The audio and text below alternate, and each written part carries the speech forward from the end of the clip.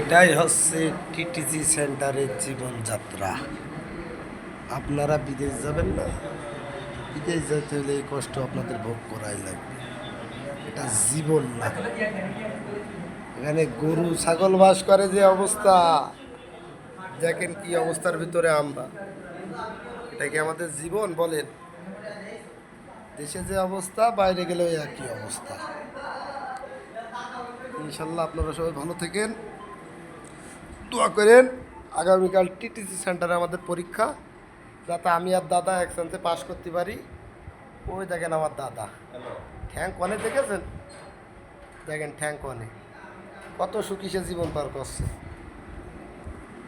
আমার আর ভাল লাগছে না। আল্লাহ তুমি রহমত করো, কালকে যেন পাশ করতে পারি, পাশ করে যেন দেশ ছাড়তে পারি, নবীর দেশে যেন যেতে পারি। আল্লাহ তুমি সে তৌফিক দিও, আমিন। আপনারা সবাই ভালো থাকেন, বাই, গুড নাইট।